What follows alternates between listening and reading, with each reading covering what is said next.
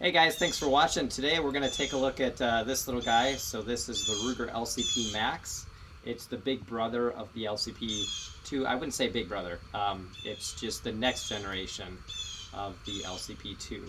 So this one has a capacity of 10 as opposed to the original LCP was a single stack. So you can see this is, well, it's stack and a half.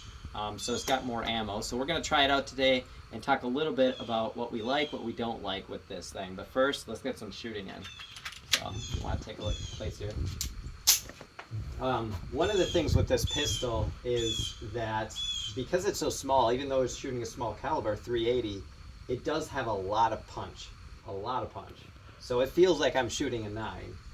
And go for it here.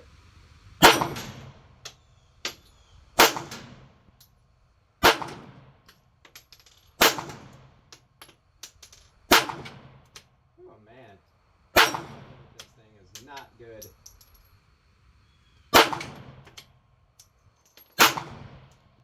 Keep going left.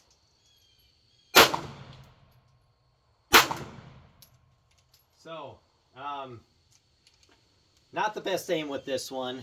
With like a 9mm, like the Smith & Wesson Shield Plus, I can get it at that distance at about 7 yards. I can get it pretty much the palm of my hand, so 3 to 4 inches.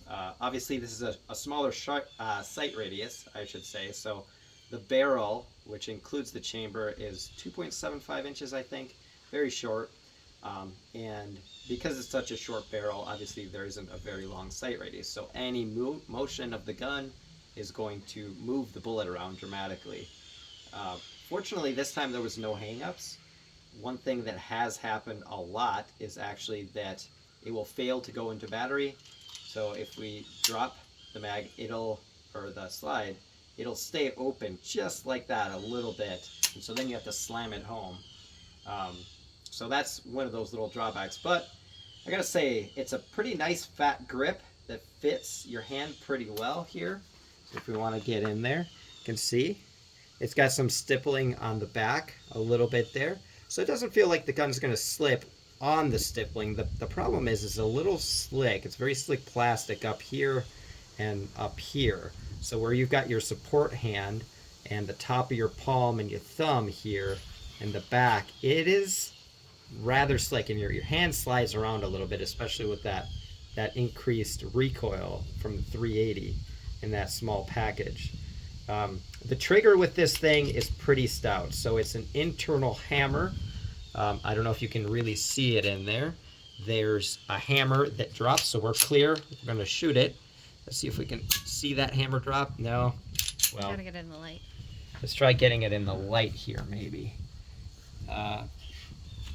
You really have to get it in there. So there's the hammer right there, and now it's going to go up. So internal hammer, I'd say it's about a 6-pound trigger pull.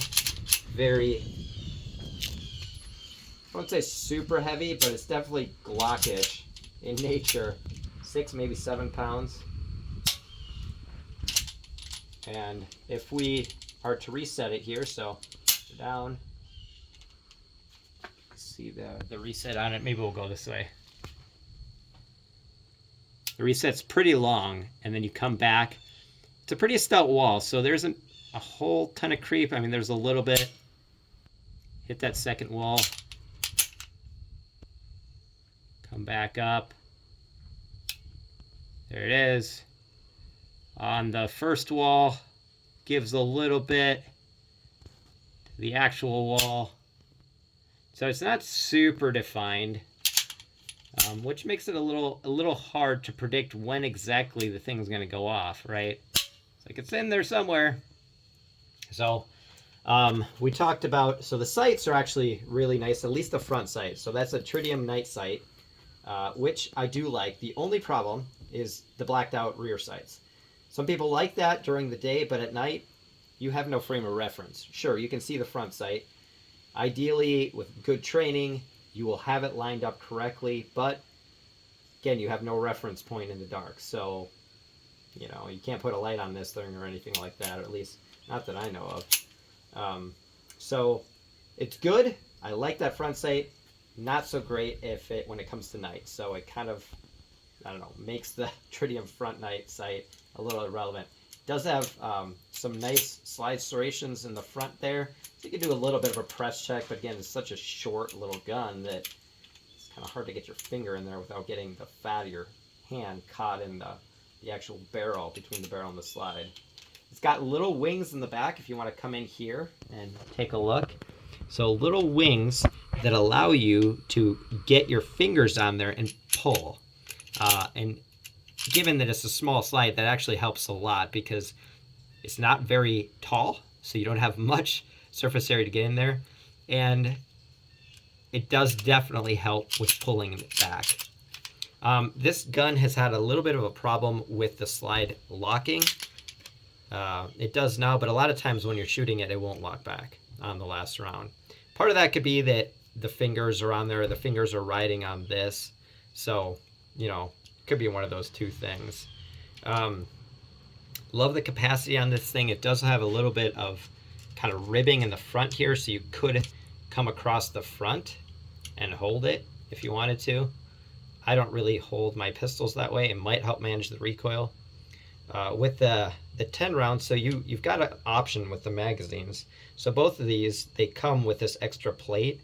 So for the finger, so you can get that pinky on there. Otherwise, it does come with some flat ones where your finger kind of slides off, or at least mine does.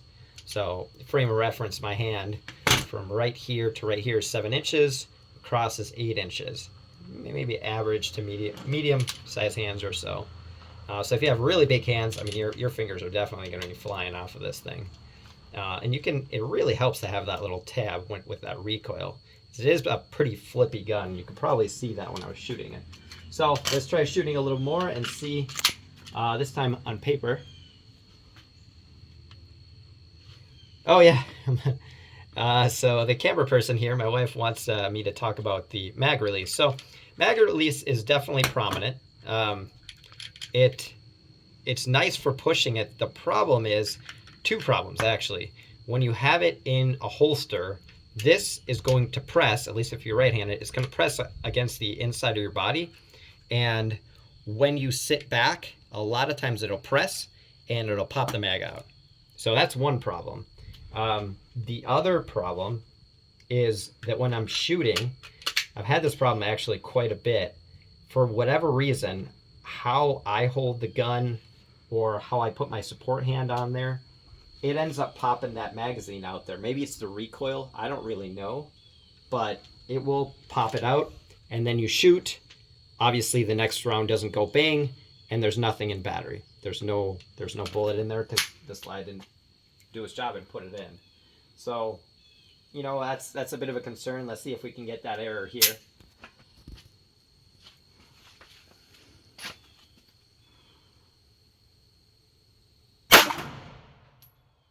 Definitely shoots to the left. I think part of that is the grip. The way I grip the gun is just doesn't work with this blocky grip very well.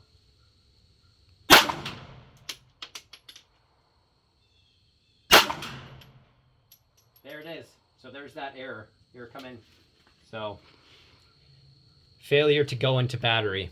It will do this about once every 15 rounds, 10 to 15 rounds. It'll just jam up. And we've put what, 300 rounds through this thing maybe at this point? So enough for a break-in, and it's really kind of annoying, and for a self-defense gun, not what you want. I know that Ruger's had problems with this, so we're going to have to send it into the factory to have them fix it. But you can just slam it in, it goes home, and you're good, and you can keep going. Generally, it's as easy as that. It's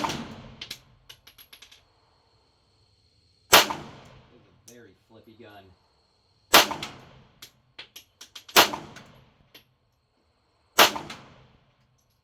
It did it again. We got another failure. And sometimes this can be because of limp wristing, so if you don't have a good grip on the gun, it'll fail to go into battery, even the best guns. But I'm really not letting it flip too much. I'm got a good grip on the thing, so. And we're out. So So in summation, I think it's a great design. It's a great idea. The fact that you can get 10 rounds in such a tiny little package, literally fits like in my hand. It's not very thick. It's less than an inch thick. Is awesome. And it has a lot of potential. Some drawbacks, that mag release, the fact that there's known problems with it going into battery like that, and the fact that it's very flippy, and frankly, it is unpleasant to shoot. It hurts. Between this and my 357 Magnum revolver, 3-inch revolver, I'd say the 357 is a little bit more painful, but this one's pretty close. It's just not fun. This is not a great range gun. So let's go walk over there and take a look and see how we did. We're at 15 yards.